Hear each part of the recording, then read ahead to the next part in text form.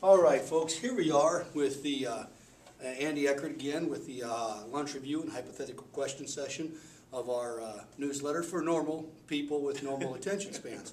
We're going to add a new element today, though, because a while back in an in-service we saw a video on how to make our videos more presentable or more likable so that more people would view them. So go viral. Yeah, we wanted to go viral. And I originally thought that meant something really bad, that I'd have to go to a doctor and maybe the free clinic, but that's not what it means. It means that we're really good. So occasionally during the day here, you may see me bend down, pick up a piece of paper, and launch a shot. And oh my God, it was it. Perfect. When people see this, they're going to watch this video. Oh, that was so crazy. Here we are today, not only with the hypothetical question and lunch review, or lunch review and hypothetical question, but we're incorporating trick shots that are going to blow your mind. Okay, so today we're going to give the lunch review, and I picked one that has a little, how shall I say, there's two sides to this story today. There's a little controversy over this one, on whether it's good, bad, or in between.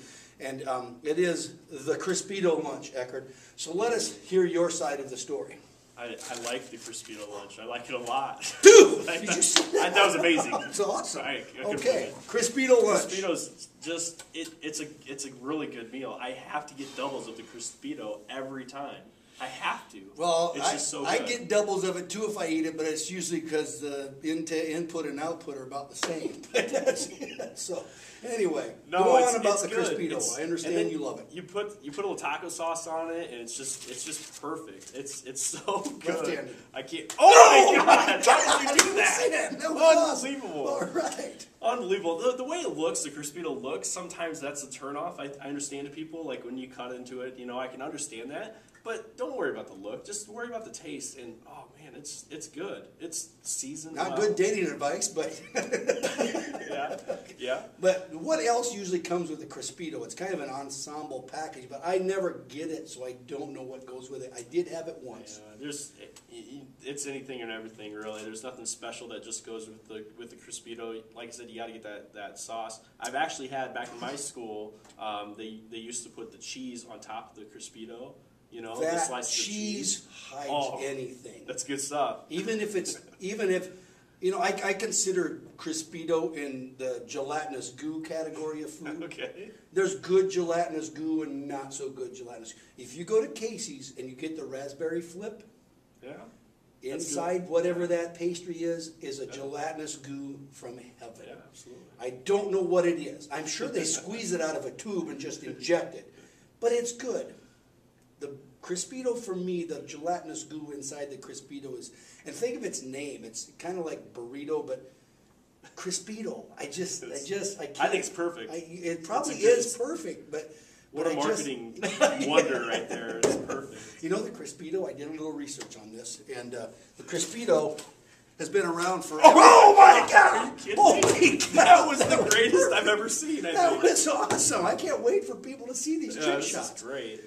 I did a little research. The Crispito has been around for a long time. And I don't mean the ones that we get now have been around for a long time. The Crispito itself has been a staple of school lunches I can understand for a long time. It won't go away because it's so good, too.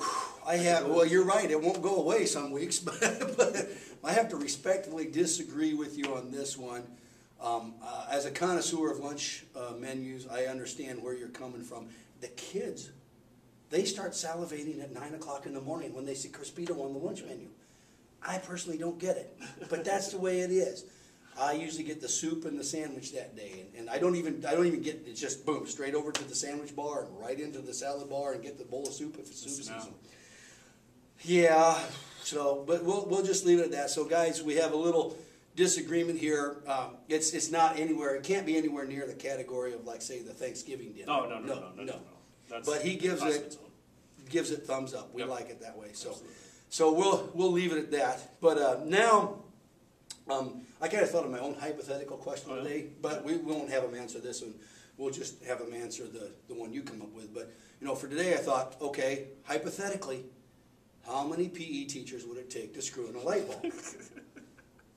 Well, the answer is, obviously, what is a light bulb? I don't know. We've never really been able to prove that scientifically, how many PE teachers it takes to screw in a light bulb. It takes some time to figure out.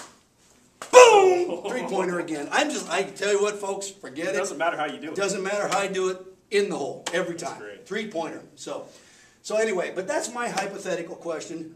Let's go with your hypothetical question. Never even heard this one before. This first one today.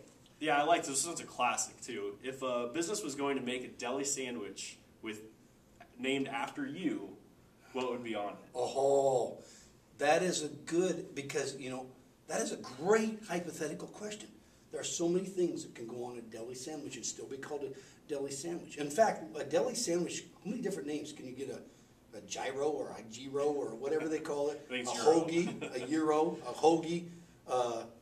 Out east, they have like 10 different names for it. East Sider, a West Sider, a Slider, I don't know. It's all kinds of different names. But it's basically whatever you want to put between two buns, right? Yeah. Between two, whether they're round, they're long, it doesn't matter. So that's cool.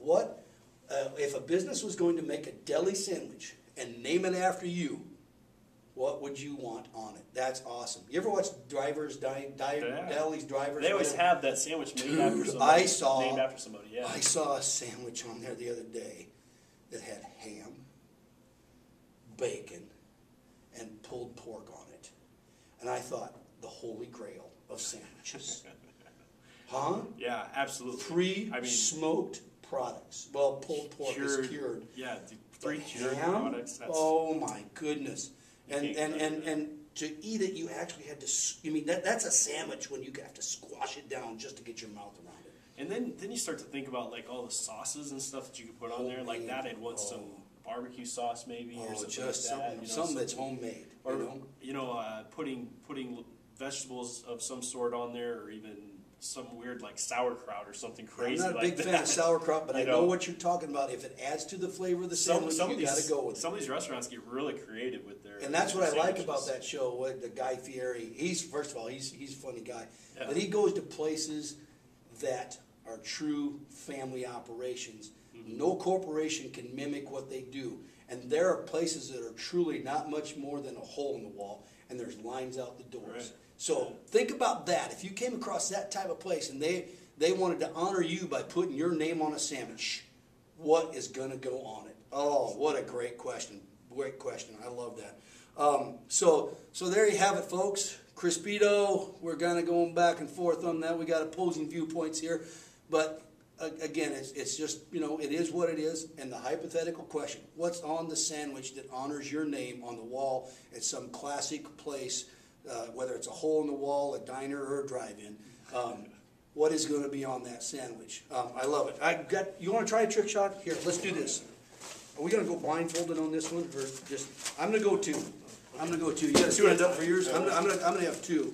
We're going right there for the bucket. You ready? I'm blindfolded. You're backwards. 1, 2, 3. Open your eyes. Oh, 3 for 3. Yes, right in there.